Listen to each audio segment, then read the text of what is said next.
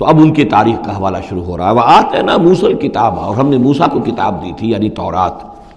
وَجَعَلْنَاهُ هُدًى لِبَنِي اسرائیل، اور ہم نے اسے بنایا تھا ہدایت نامہ، رہنمائی بنی اسرائیل کے لیے۔ وہ ہدی للناس اس معنی میں نہیں تھی کہ تمام نوع انسانی کے لیے ہو، بلکہ وہ در حقیقت بنی اسرائیل کے لیے ہدایت نامہ۔ وَجَعَلْنَاهُ هُدًى لِبَنِي اسرائیل أَلَّا تَتَّخِذُوا مِن دُونِي وَكِیلًا، اور اس کی تعلیم کا لب لباب اور خلاصہ، توحید کا اصل جو جوہر ہے، مغز ہے، وہ کیا ہے؟ اللہ کے سوا کسی کو کارساز نہ سمجھو، مت پکڑو کسی اور کو میرے سوا کارساز، کسی پر تمہارا بھروسہ، کسی پر توکل نہ ہو میرے سوا۔ یہ توحید کا لب لباب ہے اور خلاصہ ہے۔ ذریۃ من حملنا مع نوح، اے وہ لوگوں جو اولاد ہو ان کی جن کو ہم نے اٹھایا تھا نوح کے ساتھ، سوار کیا تھا کشتی میں نوح کے ساتھ۔ حضرت نوح علیہ السلام کے 3 بیٹے، سام، حام، یافس، اور ظاہر بات ہے سام ہی کی نسل ہے یہ کہ جس میں حضرت ابراہیم کی پیدائش ہوئی، اور انہی کی نسل ہے یہ بنی اسرائیل۔ تو گویا کہ یہاں ذکر ہو رہا ہے کہ وہ جو لوگ حضرت نوح علیہ السلام کے ساتھ بچا لیے گئے تھے ان کی کشتی میں، انہی میں سے ایک کی نسل تم ہو۔ ذریۃ من حملنا مع نوح انہ کان عبدا شکورا، یقیناً وہ ہمارا بہت ہی شکر گزار بندہ تھا حضرت نوح علیہ السلام کے بارے میں۔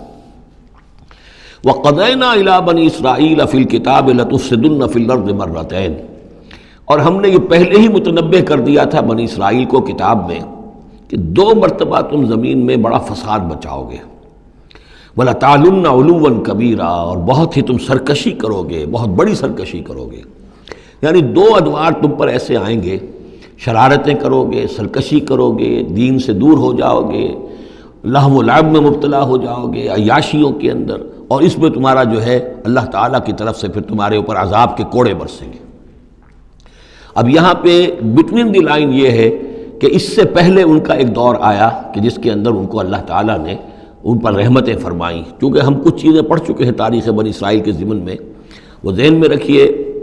حضرت موسیٰ علیہ السلام لے کر نکلے بنی اسرائیل کو مصر سے، تو یہ 1400 قبل مسیح کی بات ہے۔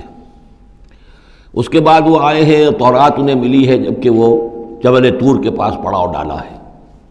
وہاں سے پھر شمال مشرق کی طرف چلے ہیں، جب کہا گیا کہ جنگ کرو قوم نے انکار کر دیا، تو 40 برس تک کی سزا مل گئی ان کی بزدلی کی وجہ سے۔ 40 برس تک وہ اسی صحرا میں بھٹکتے پھرے۔ اسی دوران حضرت موسیٰ کا انتقال ہو گیا اور حضرت ہارون کا بھی انتقال ہو گیا۔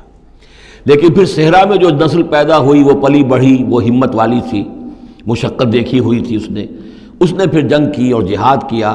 حضرت یوشع ابن نون جو خلیفہ اول تھے حضرت موسیٰ علیہ السلام کے، ان کی سرکردگی میں تو فلسطین فتح کر لیا۔ پہلا شہر جو فتح ہوا وہ اریحا یا جریکو ہے، تو آج بھی موجود ہے وہ شہر۔ اس کے بعد انہوں نے کچھ عرصے کے اندر پورا فلسطین فتح کر لیا۔ لیکن غلطی یہ کی کہ اس میں ایک مرکزی حکومت نہیں بنائی، بہت سے 12 حکومتیں، 12 قبیلے تھے، جیسے 12 چشمے ان کو دیے گئے تھے، 12 حکومتیں بنا لی۔ پھر آپس میں لڑنے بھی لگے، طوائف الملوکی ہوئی۔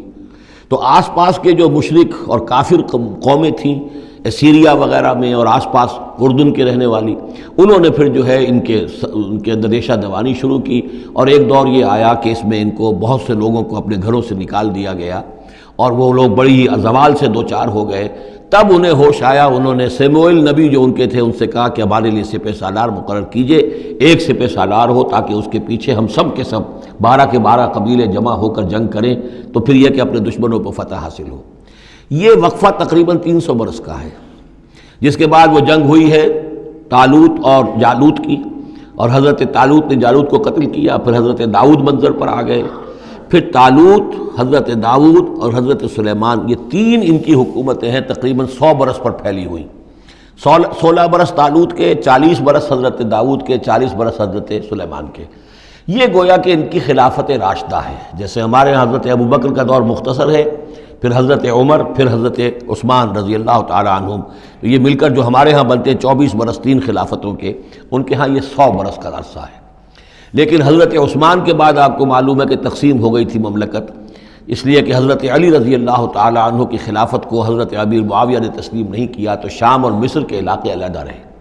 بالکل اسی طرح ہوا وہاں پر بھی کہ حضرت سلیمان کے بعد ان کے 2 بیٹوں میں جو مملکت تقسیم ہو گئی۔ ایک شمالی مملکت تھی جس کا نام اسرائیل تھا، اور سامریہ اس کا دارالخلافہ تھا۔ ایک جنوبی تھی یہودا، اور وہ اس کا جو ہے یا یروشلم اس کا دارالخلافہ۔ تو اس طریقے سے 2 ملک یہ بن گئے۔ یہ زمانہ ان کا ابھی عروج کا بہرحال ہے، کچھ کئی سو برس ان کے عروج کے گزرے، پھر ان میں خرابیاں آئیں، پھر ان کے اندر شرک، مشرکانہ اوہام آ گئے، دنیا پرستی آ گئی، شریعت کا مذاق بنانا ہو گیا معاملہ، تو پھر ان پر زوال آیا۔ پہلا زوال جو آیا، پہلے اسیرینز نے شمالی مملکت جو تھی اسرائیل کی، اس کو ختم کر دیا۔ یہ کوئی ختم کیا انہوں نے اس سے کافی پہلے 700-800 برس قبل حضرت مسیح کے۔ اس کے بعد جو اصل آیا ہے نبوکڈ نظر، جو نمرود تھا عراق کا، اس کا حملہ ہوا ہے 587 قبل مسیح میں۔ انہوں نے یروشلم کو برباد کیا، 6 لاکھ کو قتل کیا، 6 لاکھ کو قیدی بنا کے لے گیا، اور یہ کہ یروشلم میں 2 اینٹیں سلامت نہیں رہنے دیں، اور ہیکل سلیمانی کو مسمار کر دیا۔ یہ ان کا بدترین دور آیا۔ تقریباً 125 برس یہ کیپٹیوٹی میں رہے بیبیلونیا میں، 6 لاکھ کو ہانک کر لے گیا وہاں پر، بدترین دور۔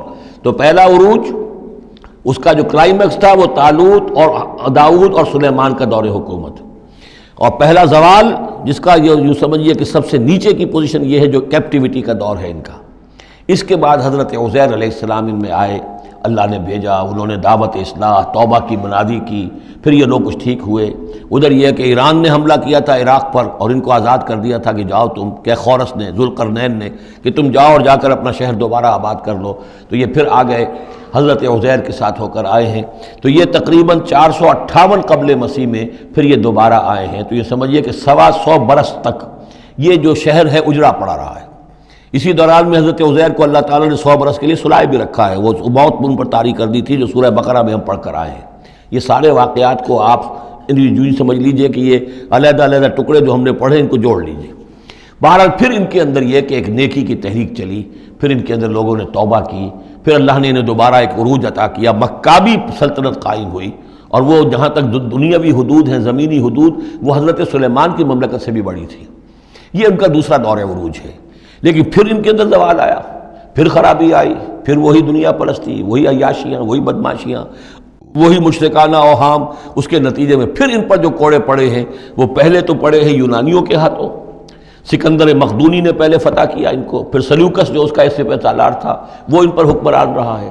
اس کے بعد یہ ہے کہ پھر رومنز آ گئے، رومنز نے ان کو فتح کر لیا، ان کی حکومتیں چلتی رہیں۔ یہ دوسرا دور ہے۔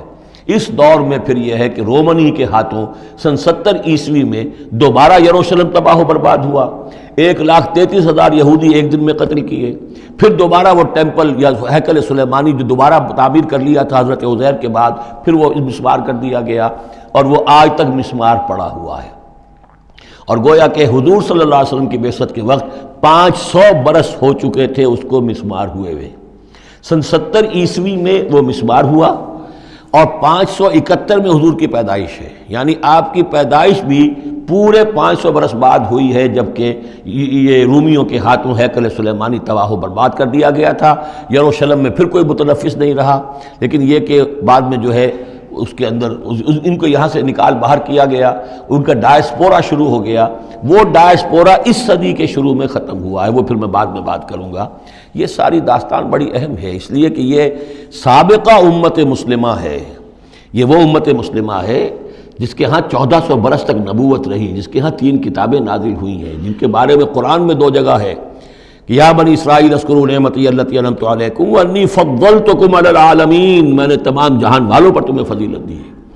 تو اسی طریقے سے پھر ان کو معزول جب کرنے کے بعد ہم سامنے آئے ہیں تو حضور نے بتایا وہی کچھ تم پر بھی ہوگا اور وہی کچھ ہم پر بھی ہوا ہے۔ ہمارا بھی پہلا عروج عربوں کی زیر قیادت تھا، پھر زوال آیا، پہلے پٹائی ہوئی کروسیڈرز کے ہاتھوں، پھر جو پٹائی ہوئی ہے، بڑی پٹائی جو ہوئی ہے وہ ہوئی ہے پھر ہلاکو اور چنگیز کے ذریعے سے، فتنہ تاتار۔ اس کے بعد پھر جو ہے وہ قیادت بدل گئی، عربوں کی قیادت کے بجائے ترکوں کی قیادت آ گئی۔ وہ وہی لوگ جنہوں نے لاکھوں کروڑوں مسلمان قتل کیے پھر وہ ایمان لے آئے، اسلام لے آئے، انہی کے ذریعے کی مختلف حکومتیں بنی، ترکان تیموری اور ترکان صفوی اور ترکان سلجوقی اور ترکان عثمانی۔ لیکن اس کے بعد پھر ان پر بھی زوال آیا، وہ ہم نے دیکھ لیا اس صدی میں، گریٹ اوٹومان امپائر جو ہے اس صدی کے شروع میں ختم ہو گئی۔ اور ہم پر بھی جو دوسرا جو دور آیا عذاب کا وہ یورپ کی قوموں کے ذریعے سے آیا، کہیں انگریز آ گئے، کہیں فرانسیسی آ گئے، کہیں اطالوی آ گئے، کہیں اسپینیئرز آ گئے، کہیں ڈچ آ گئے۔ تو جیسے کہ یہودیوں پر بھی دوسرا عذاب جو آیا تھا وہ گریکس اور رومنز کے ہاتھوں، اسی طریقے سے مسلمانوں پر بھی دوسرا زوال کا دور جو آیا ہے وہ یورپین کولونیل پاورز کے ہاتھوں آیا۔ ہم نے یہ طے کر دیا تھا، پہلے ہی سنا دیا تھا بنی اسرائیل کو کہ تم اپنی تاریخ میں 2 مرتبہ بہت فساد مچاؤ گے اور بہت سرکشی کرو گے۔ فَإِذَا جَاءَ وَعْدُ أُولَاهُمَا، جب ان دونوں میں سے پہلے وعدے کا وقت آ گیا، بَعَثْنَا عَلَيْكُمْ عِبَادًا لَنَا أُولِي بَأْسٍ شَدِيدٍ، ہم نے تم پر مسلط کر دیے اپنے ایسے بندے جو بڑی سخت جنگ کرنے والے، بڑے سخت جنگجو تھے۔ فَجَاسُوا خِلَالَ الدِّيَارِ، تو وہ تمہاری آبادیوں میں، ملکوں میں گھس گئے۔ وَكَانَ وَعْدًا مَفْعُولًا، اور وہ وعدہ جو اللہ کا تھا وہ پورا ہو کر رہا۔ یعنی جب تم شرارت کرو گے، جب تم دین سے برگشتہ ہو جاؤ گے، جب تم اللہ کی کتاب کو اور اللہ کے قانون کو جو ہے وہ مذاق اور ہنسی بنا لو گے، تو پھر تم پر ہمارے عذاب کے کوڑے پڑیں گے۔ یہ میں بتا چکا ہوں، پہلے یہ کوڑے آئے اسیرینز کے ہاتھوں جنہوں نے ختم کر دیا اسرائیلی مملکت کو، پھر یہ آئے نیبوکڈنیزر کے ہاتھوں، بیبیلونینز کے ہاتھوں، جس نے کہ یروشلم کو بھی برباد کیا، 6 لاکھ کو قتل کیا، 6 لاکھ کو ساتھ لے گیا اور ہیکل سلیمانی مسمار کر دیا۔ ثم رددنا لکم الکرۃ علیہم، پھر ہم نے تمہاری باری لوٹائی ان پر۔ پھر اللہ تعالیٰ نے ان کو پھر ایک مرتبہ پھر وہ دی، سہارا دیا، چاہے وہ سہارا ایرانیوں کی وجہ سے ہوا کہ خورس یا سائرس ذوالقرنین، اس نے اب عراق پر حملہ کیا اور پھر یہاں پہ ان کو اجازت دے دی کہ تم چلے جاؤ اور جا کر اپنا شہر دوبارہ آباد کر لو، تو یہ واپس آئے۔ ثم رددنا لکم الکرۃ علیہم، پھر ہم نے تمہاری باری لوٹائی دی ان پر، وامددناکم، اور تمہاری مدد کی، بے اموال، اموال کے ذریعے سے بھی، وبنینا، اور اولاد بیٹوں کے ذریعے سے بھی، وجعلناکم اکثر نفیرا، اور پھر ہم نے تمہیں بنا دیا ایک کثیر تعداد والی قوم، تم پھلے پھولے پھر ایک بڑی پراسپرس قوم بن گئے۔ ان احسنتم احسنتم لانفسکم، تم نے اگر کوئی بھلائی کمائی تو اپنے نفس کے لیے بھلائی کمائی، اپنے لیے کمائی، اپنے فائدے کے لیے۔ وَإِنْ أَسَأْتُمْ فَلَهَا، اور اگر کوئی برا کام کیا تو وہ بھی اپنے لیے کیا، اس کا وبال تم پر دنیا میں بھی آیا اور آخرت میں بھی اس کا عذاب آئے گا۔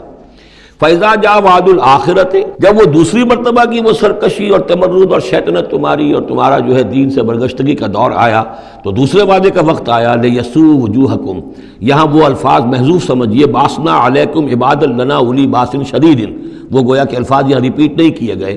دوبارہ پھر ہم نے تمہارے اوپر ایسے زوردار لوگوں کو مسلط کیا، لِيَسُوءُ وُجُوهَكُمْ، تاکہ وہ تمہارے چہروں کو بگاڑ دیں، تمہارے حلیے بگاڑ دیں۔ وَلِيَدْخُلُوا الْمَسْجِدَ كَمَا دَخَلُوهُ أَوَّلَ مَرَّةٍ، اور وہ داخل ہوں مسجد میں، یعنی مسجد اقصیٰ میں، ہیکل سلیمانی میں، جیسے کہ وہ داخل ہوئے تھے پہلی مرتبہ۔ جیسے بے حرمتی کی تھی بیبیلونینز نے بیت المقدس کی اور ہیکل سلیمانی کی، ایسی ہی بے حرمتی پھر کی ہے ٹائٹس رومی نے سن 70 عیسوی میں اس ہیکل کی بھی، اور ہیکل کو مسمار کر دیا۔ وَلِيَدْخُلُوا الْمَسْجِدَ كَمَا دَخَلُوهُ أَوَّلَ مَرَّةٍ وَلِيُتَبِّرُوا مَا عَلَوْا تَتْبِيرًا، اور یہ کہ تباہ و برباد کر دیں ہر اس شے کو جس کے اوپر بھی ان کو اختیار اور قبضہ حاصل ہو جائے۔ عَسَىٰ رَبُّكُمْ أَن يَرْحَمَكُمْ، یہ دور گزر چکے 2000 برس، یعنی ان کا سیکنڈ جو سمجھیے کہ زوال کی انتہا تھی وہ چلی آ رہی تھی 500 برس سے محمد الرسول اللہ صلی اللہ علیہ وسلم کی بعثت کے وقت تک۔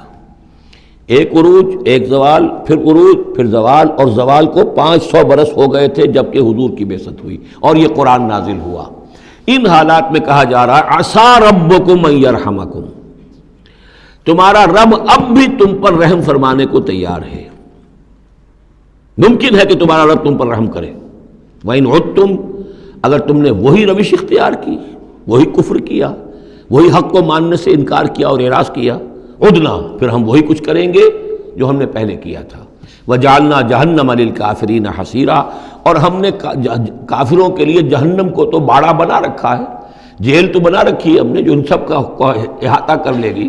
جس طرح کہ جانوروں کے باڑے میں بند کر دیا جاتا ہے، اسی طریقے سے قید خانہ ہم نے تیار کر رکھا۔ آخرت کا قید خانہ تو ہے ہی، اس دنیا میں بھی تم پر عذاب کے کوڑے برسیں گے۔ ان ھذا القرآن یہدی للتی ہی اقوم، دیکھو اب یہ قرآن جو ہم نازل کر رہے ہیں اپنے بندے محمد پر صلی اللہ علیہ وسلم، یہ گویا کہ اب شاہ درا ہے، اللہ کی رحمت میں داخل ہونا ہے تو اس سے داخل ہونا ہوگا، اس کو مانو تو تمہارے لیے اللہ کی رحمتوں کے دروازے پھر کھل جائیں گے۔ جو بھی اللہ نے وعدے کیے ہیں اپنے اس آخری نبی اور ان کی امت کے لیے، تم بھی اس میں شامل ہو جاؤ گے، انہی کی برکتوں سے تم بھی حصہ پاؤ گے۔ ان ھذا القرآن یہدی للتی ہے اقوم، یقیناً یہ قرآن ہے جو اب راستہ دکھا رہا ہے اور رہنمائی کر رہا ہے اس راہ کی طرف جو سب سے سیدھی ہے، اقوم، وَيُبَشِّرُ الْمُؤْمِنِينَ، اور بشارت دیتا اہل ایمان کو، الَّذِينَ يَعْمَلُونَ الصَّالِحَاتِ، جو نیک عمل بھی کریں، أَنَّ لَهُمْ أَجْرًا كَبِيرًا، کہ ان کے لیے بہت بڑا اجر ہے، وَأَنَّ الَّذِينَ لَا يُؤْمِنُونَ بِالْآخِرَةِ۔ اب دیکھیے جہاں بھی وہ بات آتی ہے عمل کی خرابی کی تو ایمان بالآخرہ کا تذکرہ، اور وہ لوگ کہ جو ایمان نہیں رکھتے آخرت پر، آتدنا لہم عذابا علیما، ان کے لیے تو ہم نے فراہم کیا ہوا ہے دردناک عذاب۔ یہ پہلا رکوع 10 آیات کا بہت ہی اہم ہے تاریخی اعتبار سے، اور اس کو سمجھنا چاہیے۔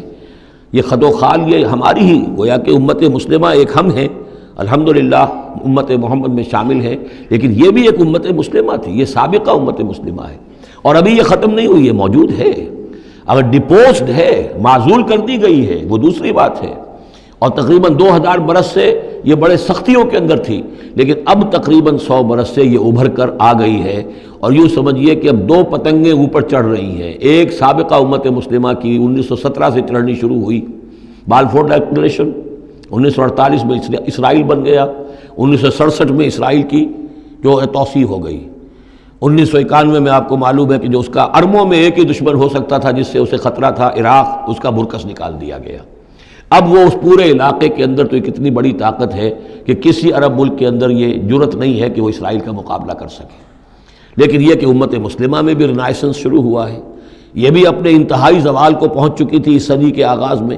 پہلی جنگ عظیم کے بعد جب سلطنت عثمانیہ ختم ہوئی، خلافت ختم ہو گئی 1924 میں، تو اس کے بعد سے یہاں بھی ایک رینائسنس شروع ہو چکا ہے۔ یہاں بھی پھر آزادی کی تحریکیں چلیں، پھر جو ریوائیول کی تحریکیں، احیائی تحریکیں، جماعت اسلامی کی تحریک، اخوان کی تحریک، مخزومی پارٹی، اسی طریقے سے جو ایران میں تھے فدائی، یہ تحریکیں چل رہی ہیں۔